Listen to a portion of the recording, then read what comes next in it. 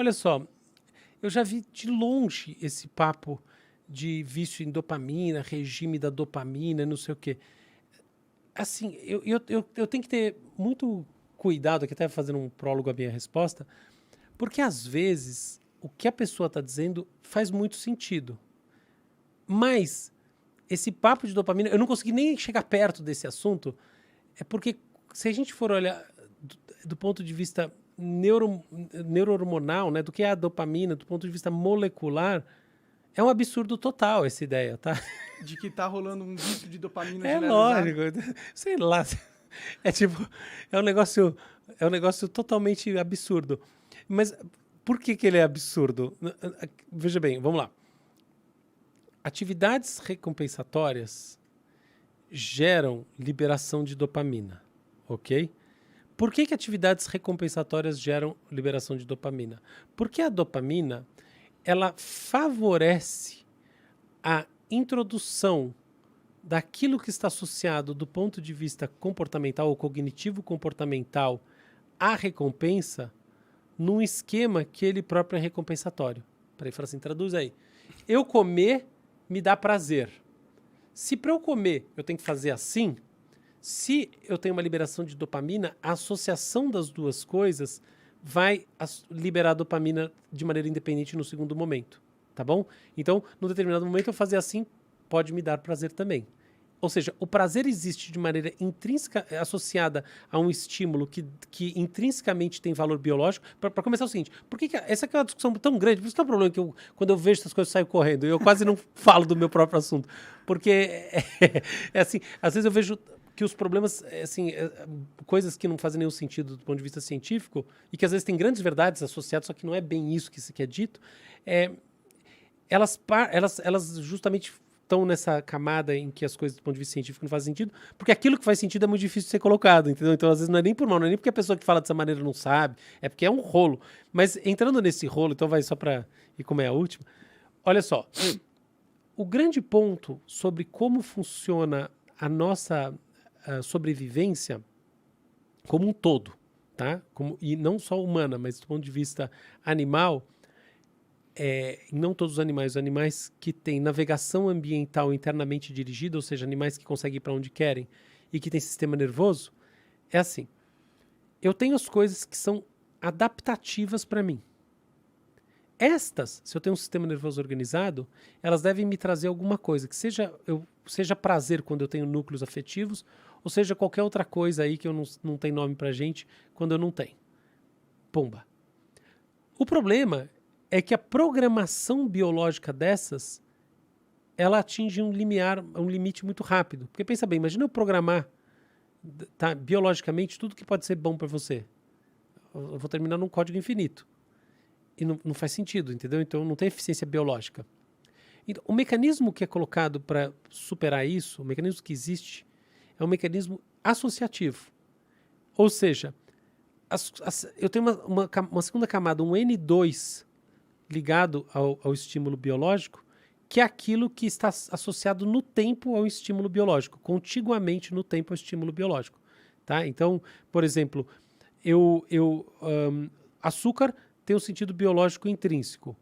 Se comer açúcar está associado a esse prato, uma coisa bonita aqui, qualquer coisa assim, ou junto dar um estalo, é natural o estalo gerar essa associação. As associações não são tão fortes, tá? O Pavlov foi um dos caras que trouxe essa questão do estímulo condicionado, do estímulo incondicionado, que é uma longa discussão em psicologia, mas só para deixar isso simples, é assim, não é bem verdade que funciona todas as vezes dessa maneira, mas esse paradigma que eu estou descrevendo é um paradigma que no todo, na média, não no todo, na média, é válido sim. Então eu vou tendo contiguidades associativas, ok? Através das contiguidades associativas, eu vou tendo uma série de estímulos que originalmente não têm sentido biológico, mas que ativam cadeias moleculares no meu cérebro que, do ponto de vista filogenético, quando eu olho do ponto de vista das outras espécies parecidas com a gente e tal, são ativadas primariamente através de estímulos de origem biológica, adaptativa do ponto de vista biológico. Beleza? Ficou claro? Mais ou menos, Posso cara. voltar, então? É porque é complexo.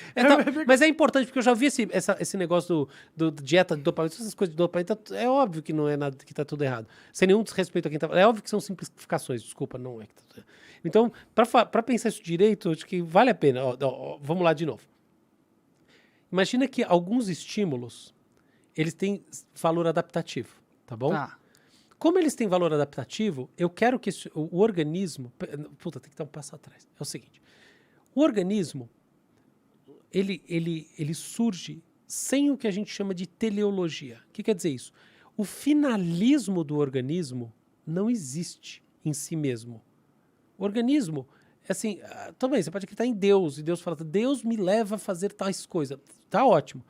Mas aí Deus leva um macaco a fazer essas coisas também ou não? Se você achar que Deus não leva um macaco e também não leva você vai dizer assim, tá bom, então nada me leva a fazer as coisas, só que ainda assim eu faço as coisas. Por que raios eu faço as coisas? Eu faço porque eu tenho impulsos motivacionais intrínsecos, etc e tal, mas eu faço as coisas também porque esses impulsos motivacionais intrínsecos me levam a tatear o ambiente, escrutinizar o ambiente, e de vez em quando eu encontro estímulos nesse ambiente que tem valor biológico intrínseco. Então tem coisa que Você quer comer alguma coisa. tem coisa que você é um Pac-Man, tem a bolinha que você come de verdade porque você é Pac-Man. Sim.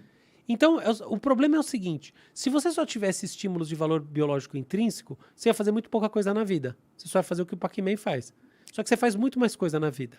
Por que você faz muito mais coisa na vida? Porque coisas que não têm valor biológico intrínseco têm valor para você.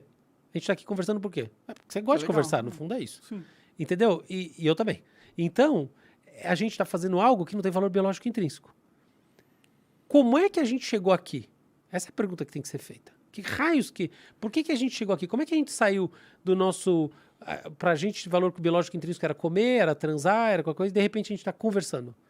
A resposta é através de uma rede monstruosa de associações. E associações que começam, elas têm um T0, que são os elementos de valor biológico intrínseco. Tipo, uma vez eu conversei e isso foi legal pra mim. Uma vez eu comi e associei comida com estalo.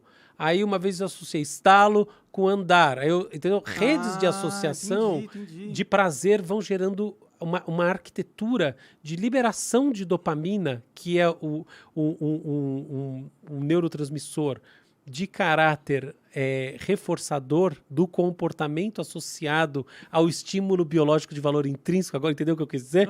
Mesmo quando ele não é intrínseco. Pode crer. É assim, entendeu agora? Por isso que a gente não é viciado em dopamina da forma só intrínseca, porque existem outras formas... Mais do que isso, a gente tá liberando dopamina toda hora. E que besteira. Então, toda hora, qualquer coisa. Quem tá liberando dopamina? Você tem uma ideia interessante, você tá liberando dopamina. Outra coisa, quando os estímulos também são desfavoráveis, você também tá liberando dopamina. Então, não é isso. Não é assim que funciona. Dopamina não é o estímulo do prazer e você precisa viver...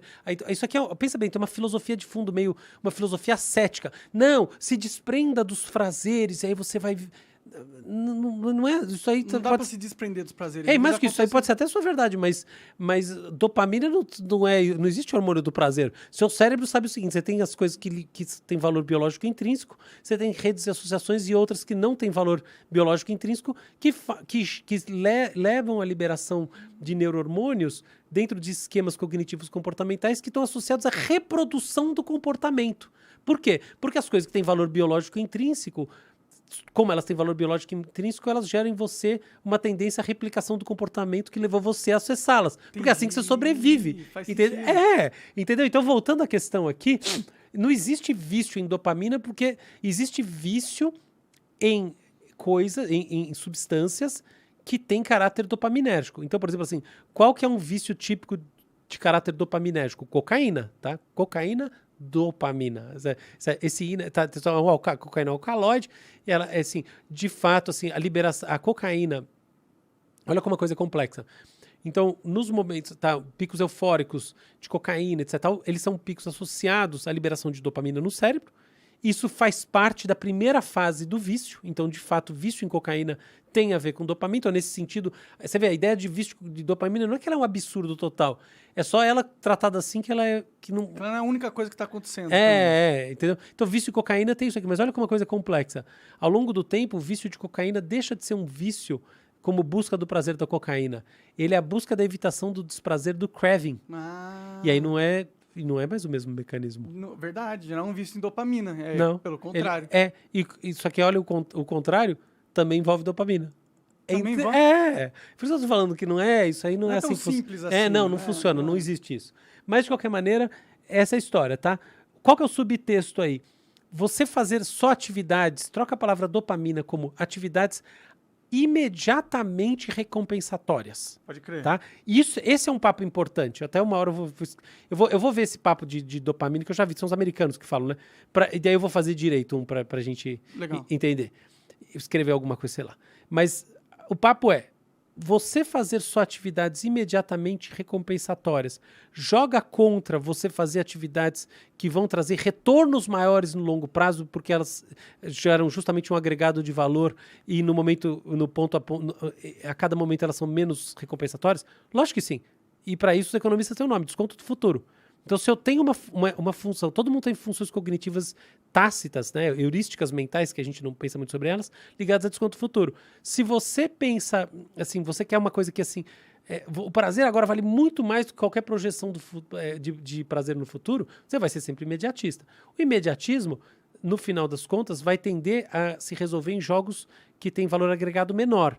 Portanto, de vez em quando, você ser mais ascético e você, de fato, vou parar desse negócio que eu só quero aquilo que, me dá prazer agora, pra ter o saco, vou estudar uma coisa na expectativa de que daqui a pouco eu vou ter um prazer muito maior com essa visão de mundo, eu acho que você tá correto de pensar assim. Só que aí eu coloco o outro lado, mas também tem o inverso, porque tem um monte de gente que fica fazendo aquele monte de coisa, que a vida da pessoa é um puta de um saco, porque ela tá na expectativa que daqui a pouco vai ser ótimo. Aí eu preciso falar pra ela ouvir mais o Raul Seixas. Raul já mostrou que isso aí não dá certo, entendeu? Se você vai nessa rota do asceticismo total, isso aqui, sua vida vai ser essa. Deixa de viver. Esse tédio que você tá tendo agora vai ser o tédio da manhã também. Então, assim, eu acho que existe uma balança, existe um ponto de equilíbrio.